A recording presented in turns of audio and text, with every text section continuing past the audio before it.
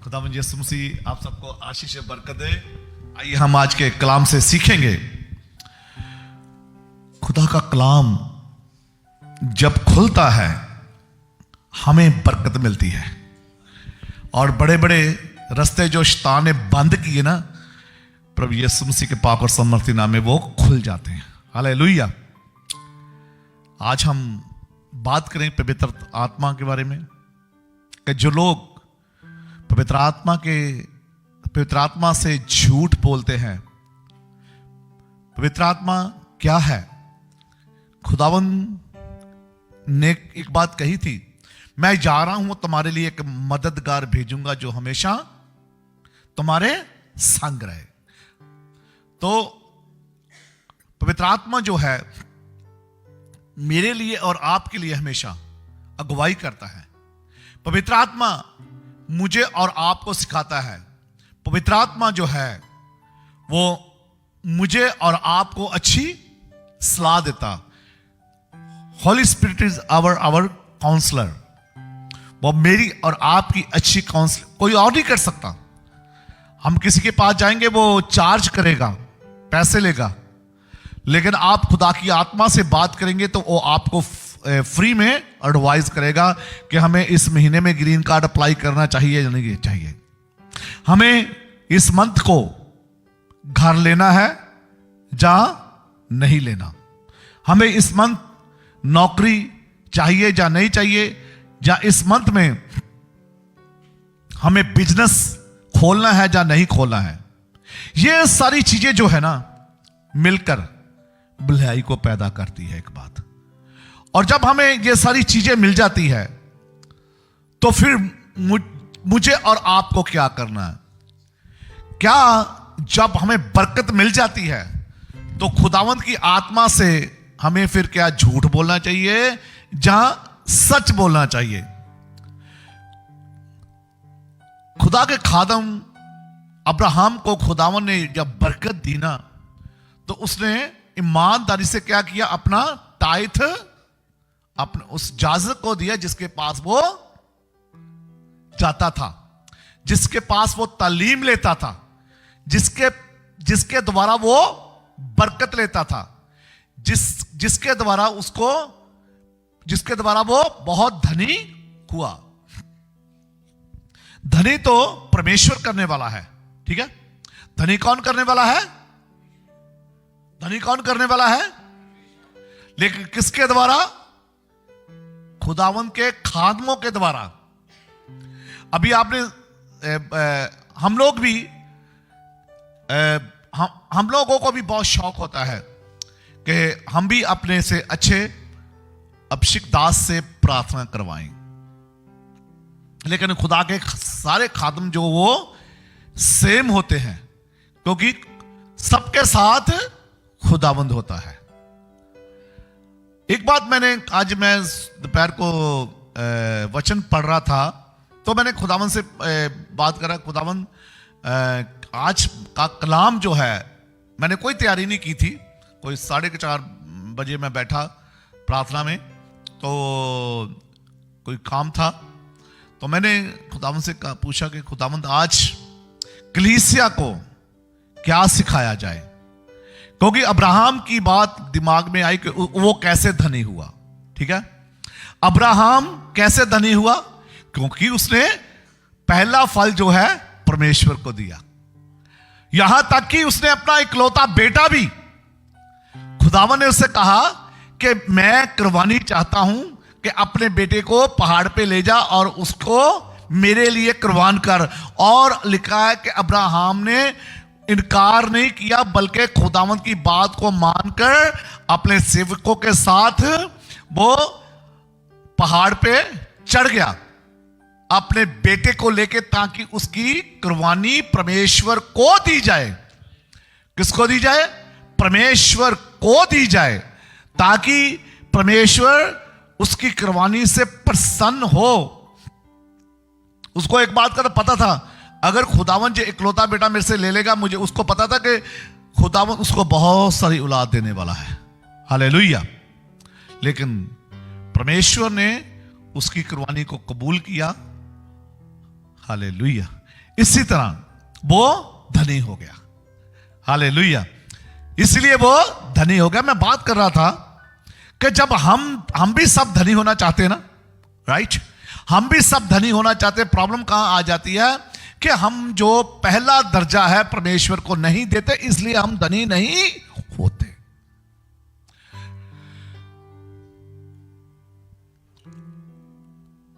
चलो के कर्तव्य उसका 5 बाब और उसकी पहली वर्ष अगर हम देखें 2-3 वर्षे में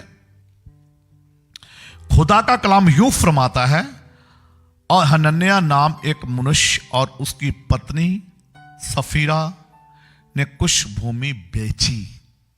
सुनिए, यह बात है हस्बैंड और वाइफ की।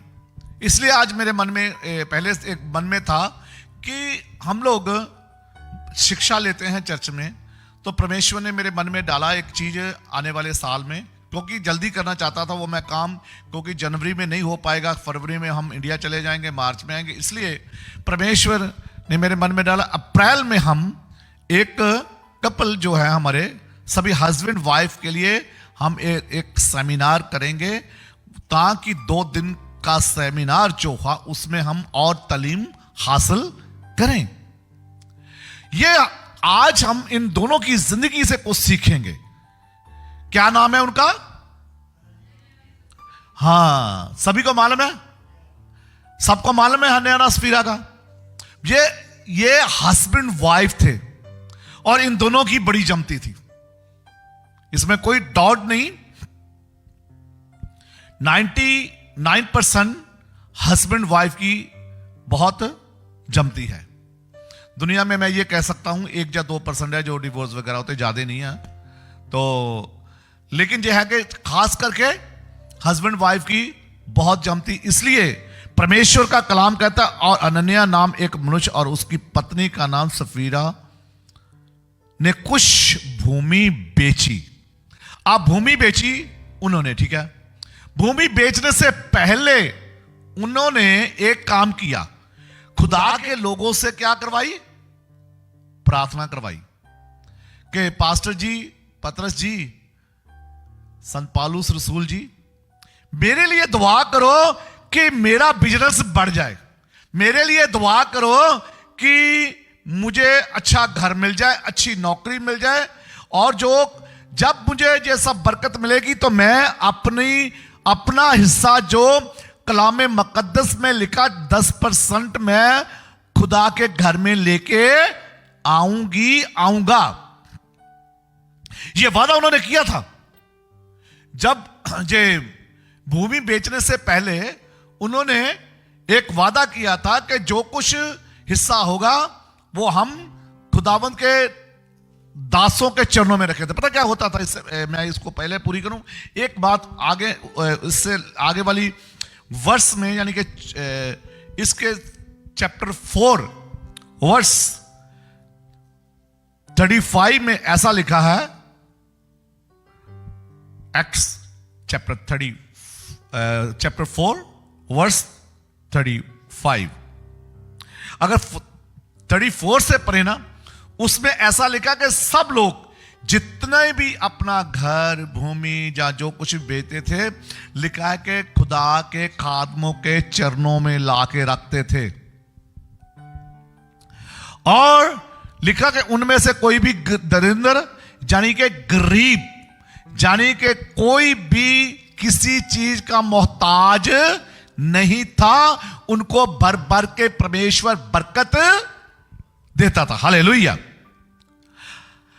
लिखा है, और उनमें से कोई भी दरिद्र ना था, क्योंकि जिनके पास भूमि या घर थे वे उनको बेच कर बिकी हुई वस्तुओं का दाम लाते और उसे प्रेरितों के पांव में रखते थे, और जैसे आवश्यकता होती थी उसके अनुसार हर एक को बांट दिया करते थे। हालेलुया। जरूरत के अनुसार जो भी था, लिखा कि जो लोग थे उनके साथ जुड़े हुए कलीसिया के साथ, वो वफादारी से वो क्या करते थे, चेलों के पास लाते थे, उस पे बरकत देते थे, फिर उनको वो वापस कर देते थे। हालेलुया। क्या लिखा? उन्हीं को कभी आपने विश्वास किया कि मैं टाइट फंड दूं, जब मैं 20% दूं, खुदा के घर में लेके आऊं, अगर आप देंगे तो आपको मालूम है आपको वापस कितना मिलेगा? अगर 10% लेके आएंगे तो आपको कितना मिलेगा? क्या लिखा खुदा के कलाम में? उनको वापस उनकी जरूरत के अनुसार कर देते थे। कितने लोगों को बात समझ में आई है कि वापस होता है माल? Hallelujah, right. आप दोगे तो आपको वापस मिलेगा। अब बात आती है भाई और बहनों एक और, कि जब खुदा की आत्मा हस्बैंड वाइफ में होगी तो ही एक दूसरे को भी स्पिरिचुअली सलाह दे सकते हैं। लिखा एक बात और कि और यूसुफ नाम एक करफूस का एक लेवी था, जिसका नाम प्रेरितों ने बरनबास, अर्थात जिसका मतलब है शांति का पुत्र, बनवास, जो लेवी था, ये लेवी था, ये एक चेला बाद में नया बना। कब बना? जब प्रभु यीशु मसीह सलीब पे चढ़ के अपनी जान दी, 3 दिन कब्र में रहे और आसमान पर चढ़ गए। उसके बाद जो कलीसिया बनी उनमें से ये एक चेला था, इसलिए अच्छी शिक्षा ली। हमारे बीच में भाइयों और बहनों कितने लोग जो हैं एक अच्छी शिक्षा लेते हैं, कितने लोग जो हैं कि अपने टाइथ को खुदा के घर में देते हैं।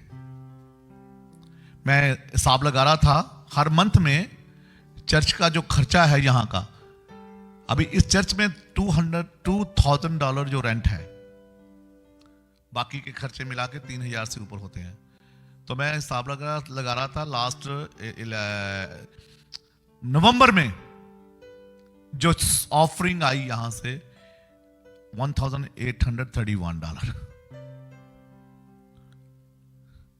और इसी तरह आती है 4 वीक की।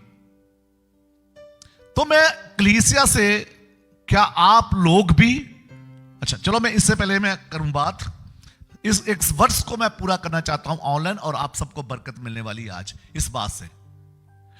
लिखा था कि जितनी भी भूमि होती थी वो सारे परमेश्वर के लोगों के पास लाते थे, वही उनको जो पैसा होता था, जहां जरूरत, किसी चीज की जरूरत है, उनको ही वापस, वो अगर गरीब थे तो उनको रोटी बना के देते थे, अगर किसी के घर में कोई जरूरत थी, बेड की जरूरत थी, पेटी की जरूरत थी, सोफों की जरूरत थी, हर एक चीज लिखा कि उनके बरतने के अनुसार वो जो कलीसिया से उनकी मदद करती थी।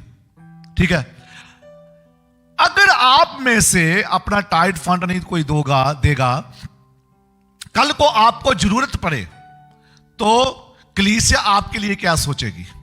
हालेलुया। इसलिए मैं ये आपको आज की शाम, आज की सुबह कलीसिया को ऑनलाइन सबको बताना चाहता हूं कि हमें हनन्याह और सफीरा की तरह नहीं, बल्कि बरनबास, जिसका नाम उन्होंने, यूसुफ था उसका नाम पहले, उसके कामों को देख के चेलों ने उसका नाम ही बदल दिया। पता क्या रख दिया बाद में? उसका नाम रख दिया शांति का पुत्र। क्या कौन आप में से शांति का पुत्र बनना चाहता है? कैसे मिलेगी बरकत? क्यों? क्योंकि वो जो भी था उसने सब कुछ बेच के चर्च में दे दिया था, इसलिए उसका नाम शांति का बेटा बन गया। हालेलुया। और उसके दाम में से लिखा हनन्याह और सफीरा के बारे में, और उसके दाम में से जो कुछ रख छोड़ा, और ये बात उसकी पत्नी भी जानती थी, और उसका एक भाग लाकर प्रेतों के पांवों के आगे रख दिया। हालेलुया। परंतु पतरस ने कहा, हे हननिया, शैतान ने तेरे मन में ये बात क्यों डाली कि तू पवित्र आत्मा से झूठ बोले और भूमि के दाम में से कुछ रख छोड़े? जब तक वह तेरे पास रही क्या तेरी ना थी? और जब बिक गई तो क्या तेरे वश में ना थी? तूने ये बात अपने मन में क्यों विचारी? तू मनुष्यों से नहीं परंतु परमेश्वर से झूठ बोला है। ये बातें सुनते ही हननिया गिर पड़ा और प्राण छोड़ दिए, और सब सुनने वालों पर बड़ा भय छा गया। हालेलुया। हननिया, जब तक वो भूमि तेरे पास थी क्या वो तेरी नहीं थी? जब तूने वादा किया था कि फिर तूने वो वादा क्यों नहीं निभाया? ये बात उसकी पत्नी भी जानती थी। उन्होंने क्या किया? मान लो 1 लाख की चीज बिकी, उन्होंने 25,000 ला के खुदा के सेवकों के सामने दे दिया, और 70% जो है वो उन्होंने अपने पास उन्होंने रख लिया। जबकि उन्होंने ये वादा किया था कि हम जो कुछ भी होगा हम खुदा के लोगों के सामने लेके आएंगे, वो हमें बरकत देगा। ऐसे थोड़ी बरकत मिल गई थी विधवा को।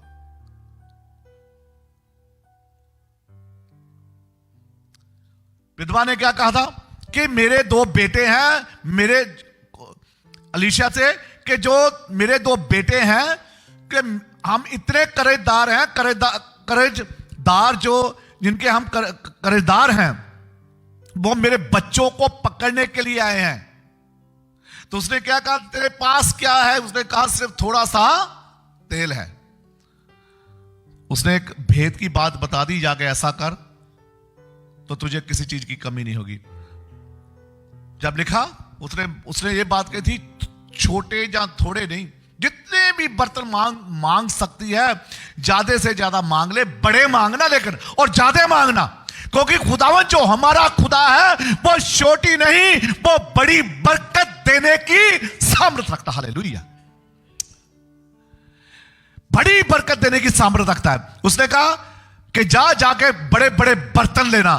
तो आज मैं बताना चाहता हूं, जो आज की शाम, आज की सुबह जहां पे जो आज से वादा करके जाएंगे, उनको छोटी नहीं, उनको बड़े पतीलों जैसी बरकत मिलेगी।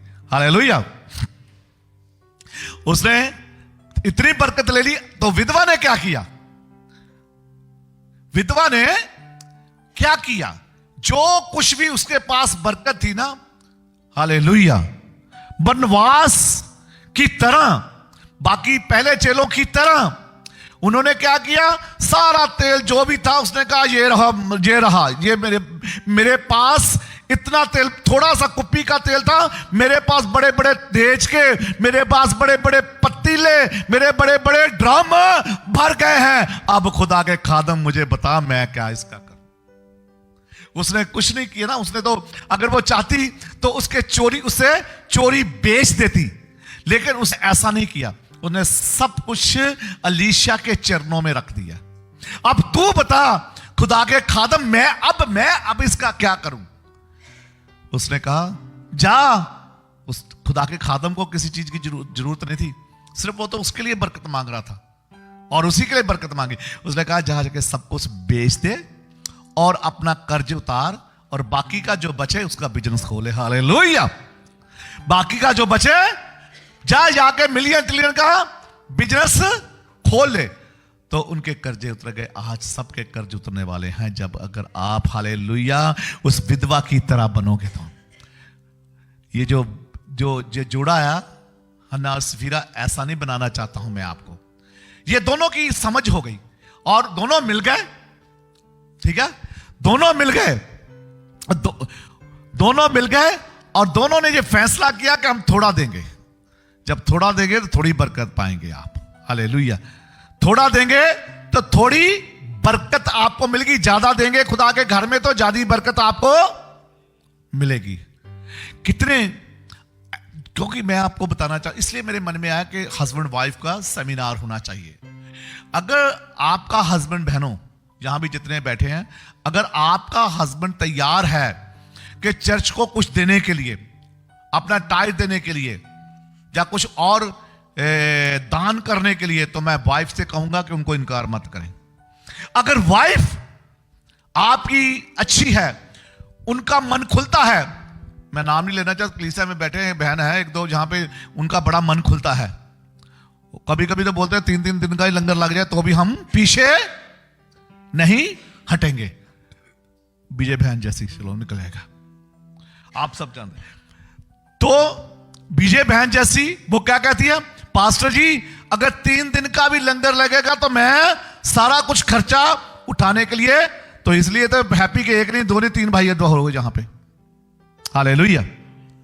आपके कमियों में परमेश्वर आपको बरकत देना जानता है, ठीक है, लेकिन यह है कि आपका इरादा कैसा है। हनन्याह सफीरा की जैसे उसने बोला कि तूने हनन्याह पवित्र आत्मा को झूठ तूने बोला है जे, तो तूने गलत किया है, अपनी वाइफ के पीछे लग गया। अगर आदम के पीछे, हवा के पीछे आदम नहीं लगता तो शायद हमारी उम्र भी ज्यादा ही होती। हालेलुया। क्योंकि उसने क्या कहा खुदावन से, आदम ने कहा तूने मुझे ये दिया था और ये इसके कहने से ही मैंने ये काम किया।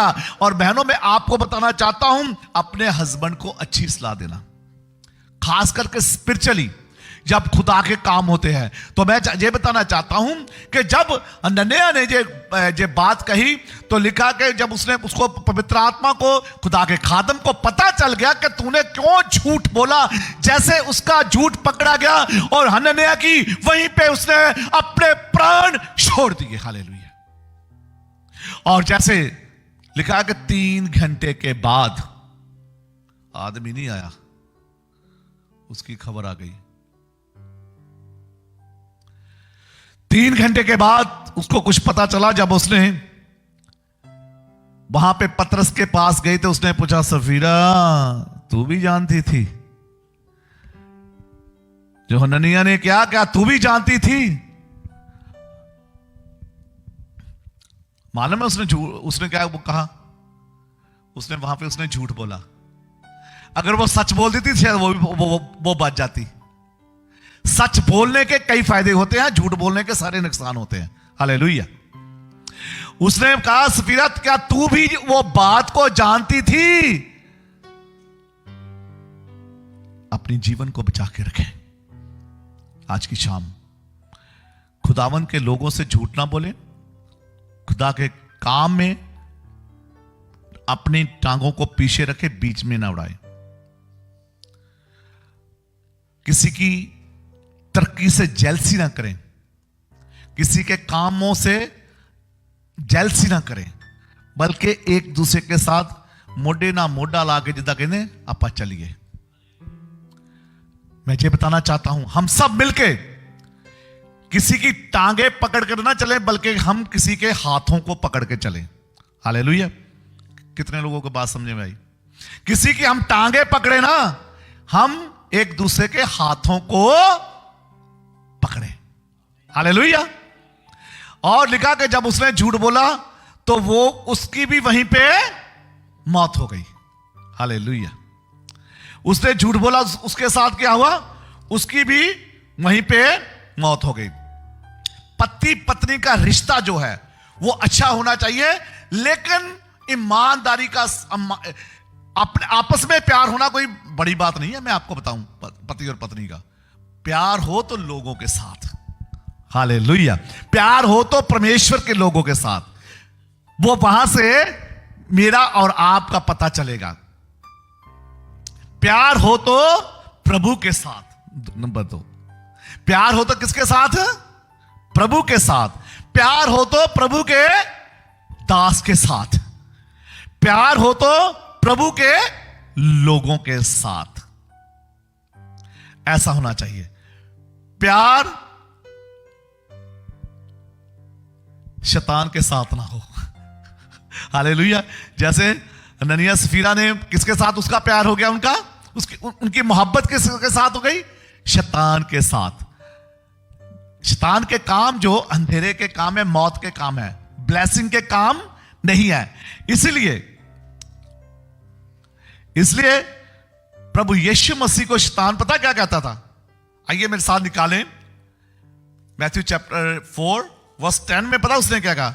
तब यीशु ने उससे कहा, पहले तो उसने कहा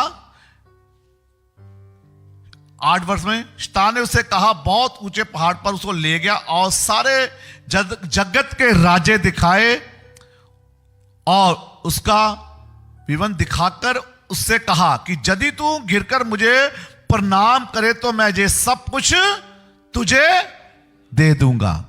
प्रणाम, यदि तू गिरकर झुककर, तो हनन्याह सफीरा ने शैतान के सामने झुका और अपने प्राणों को त्याग दिया।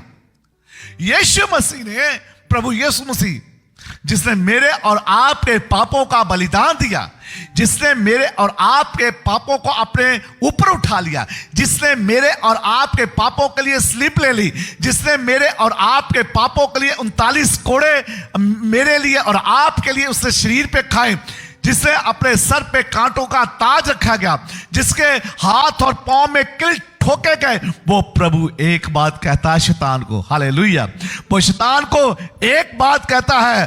तब यीशु ने उससे कहा, ए शैतान दूर हो जा, क्योंकि लिखा है कि तू प्रभु अपने परमेश्वर को प्रणाम कर और केवल उसी की उपासना कर। तो सिर्फ उसी को सजदा कर। जब उसने, भाई और बहनों, जब उसने शैतान को डांटा, जब उसने शैतान को डांटा, तो ही मेरे लिए और आपके लिए यीशु मसीह ने स्लीप पे चढ़ के मेरे लिए और आपके लिए बरकतों के दरवाजे खोल दिए। Hallelujah, thank you Jesus. यहूदा इस्करियोती भी ऐसा ही था। यूहन्ना की अंजील उसका 13 बाब में यूं फरमाया, जॉन चैप्टर 13 वर्स 2 में परमेश्वर का कलाम यूं फरमाता है, सुनिए। और जब शैतान शमौन के पुत्र यहूदा इस्करियोती के मन में ये डाल चुका था कि उसे पकड़वाए तो भोजन के समय, ये बात शैतान ने यहूदा इस्करियोती के मन में डाल दी थी, जैसे हन्याह और सफीरा के मन में डाल दी थी। जो वादा उन्होंने खुदा के लोगों से किया तो वो वादा पूरा नहीं किया, इसलिए उन दोनों को अपने प्राणों को छोड़ना पड़ा। इसी तरह यहूदा इस्करियोती के मन में परमेश्वर के द्वारा परमेश्वर के खिलाफ शैतान ने बात डाल दी थी कि तूने खुदावंद यीशु मसीह को पकड़वा। 27 वर्ष में लिखा, और टुकड़ा लेते ही शैतान उसमें समा गया। तब यीशु ने उससे कहा, जो तू करना चाहता है तुरंत कर, जो तू करना चाहता है जल्दी कर, देर ना कर, क्योंकि यीशु मसीह को पता था कि इसके द्वारा मैं पकड़वाया जाऊंगा। आज की शाम भाई और बहनों, क्या मैं और आप हन्याह और सफीरा की बनना चाहते हैं या यीशु मसीह की तरह बनना चाहते हैं? वो खुदा का कलाम कहता है, जैसे मैं होली हूं तुम भी होली, जैसे मैं पाक हूं तुम भी पाक, जो मैंने काम किए तुम उससे भी काम ज्यादा बड़े काम, यदि तुम मेरी आज्ञा को मानोगे तो तुम मुझ में और मैं तुझ में बना रहूंगा। क्योंकि खुदा का कलाम कहता है, तुम मेरी डालियां हो।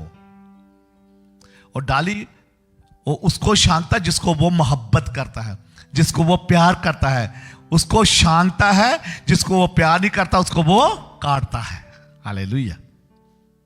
आज की सुबह, आज की शाम मेरा ये क्वेश्चन है आपसे कि क्या आप आपस में, जब खुदा की कोई प्लान होती खुदा के घर के लिए, ऐसी एक दूसरे को सलाह दो जो खुदा के घर के लिए अच्छी है, आपको बरकत मिलेगी। ठीक है, अगर आप आपस में सलाह करते चलो कोई बात नहीं, वहां पे ऐसा करते हैं, आप 500 बोलते हैं, नहीं जी आप तो ऐसा कीजिए, हमारे बाकी के खर्चे बड़े भी हैं, बच्चे भी हैं, फलाना भी हमने इंडिया भेजने जाए, हम ऐसा करते हैं, आप छोड़ दो, आप ना 500 की जगह हम 200 देते हैं, तो बरकत रुक गई ना आपकी। आपने गलत सलाह दी तो बरकत रुक गई ना। अगर आपने ठाना है 500 का, या कुछ भी मैं बात कर रहा हूं, आपने जो ठाना, अगर खुदा का कलाम कहता खुशी को देने वालों को खुदाबंद, है ना, हालेलुया, खुशी से देने वालों को क्या खुदा क्या करता है, अजीज और जादी बरकत देता है। तो आज आप मेरे भाई और बहनों ऑनलाइन, क्या आप हनन्याह और सफीरा की तरह बनना चाहते हैं, जहां बरनबास की तरह, जहां अब्राहम की तरह? अब्राहम ने बरकत ली, क्यों? उसको मालूम था, बरकत लेने का तरीका था। तो इसलिए आज की शाम प्रभु यीशु मसीह ने आपके लिए बरकत रखी है। लेकिन बरकत तब मिलेगी जब आप अपने घर में एक दूसरे को खुदा के प्रति, परमेश्वर के प्रति, चर्च के प्रति अच्छी सलाह दोगे तो। हालेलुया। इसलिए प्रभु यीशु मसीह ने मुझे और आपको आज की शाम दी है, ताकि हम सब मिलके उसके घर से बरकत पाएं। और जो खुदा का कलाम कहता है, जैसे कैसर जब उसको खुदावंद यीशु मसीह को परखने के लिए आए, तो उसने क्या कहा, एक मुझे सिक्का दो ताकि मैं तुझे बताऊं। एक तरफ क्या लिखा हुआ था, केसर की फोटो थी। तो उसने खुदावन ने क्या कहा, जो केसर का है वो केसर को दो, जो खुदा का है वो खुदा को दो। तो मुझे और आपको जो परमेश्वर का है, जो लोग देते हैं टाइथ, मैं उनके लिए नहीं कहा, उनको खुदा बरकत दो। ऐसे ही मेरी ये दुआ है, उनको बना के रखें। जो नहीं देते, मेरी ये दुआ है कि आप वो खुदा के घर में अपना बीज बोना शुरू करो। और एक बात और बताना चाहता हूं कि मैं एक बार कहता हूं हमेशा कि जहां तालीम लेते हो, टाइट फंड उस जगह का बनता है। 3 चीजें मैं हमेशा सिखाता हूं हर जगह, अपने चर्च को भी। अगर दूसरे चर्च का मुझे कोई टाइट फंड लेता, मैं कभी नहीं लेता, आपको सही बताऊं। ये भी उसको मैं ये कहता हूं, भाई चर्च तू कहां जाता है? यदि उसने कहा मैं फलाने की जगह चर्च जाता हूं, तो मैं कहता हूं नहीं, तेरा टाइट फंड वहीं पे बनता है। 3 चीजें हमेशा सिखाता हूं, टाइट, ऑफरिंग एंड दान। टाइट होता है जो आपका 10% बनता है उसमें से, ठीक है। और 90% जो बचा है, उसमें आप थैली में जो मर्जी डालो। आप किसी दूसरे पास्टर को दान देना चाहते हो, और 90% से आपका दान है। ये 3 चीजें हैं, 90% से ऑफरिंग और दान। जो 10% है, वो जो है वो खुदा के घर के लिए। कितने लोगों को बात समझ में आई आज? आमीन, हालेलुया। मेरा विश्वास है कि खुदावंद आप सबको बरकत दे। आइए हम सब खड़े हो जाएंगे, खुदा की प्रार्थना करेंगे, ताकि हम इस विषय के ऊपर जो आज कलाम हुआ है, हम हनन्याह और सफीरा की तरह नहीं, बल्कि अब्राहम की तरह बरकतों वाले बने। खुदा यीशु मसीह, आइए हम सब बरकत। खुदावंद तेरा मैं शुक्र, तेरी तारीफ कर रहा हूं। खुदावंद तेरे बच्चों को तेरे पाक और समर्थी हाथों में देता हूं। अपने बच्चों को ब्लेस कीजिए, इनकी हर एक जरूरत को पूरा करें। जीसस, हालेलुया, धन्यवाद। Thank you Jesus, hallelujah, hallelujah, hallelujah. एक बरकत आज के वचन के लिए खुदावंद, जो इन्होंने सीखा, प्रभु जी इनको बरकत देना खुदावंदा, यहां से कोई खाली ना जाए। धन्यवाद देता हूं प्रभु यीशु मसीह के पाक और समर्थी नाम से मांगता हूं, आमेन।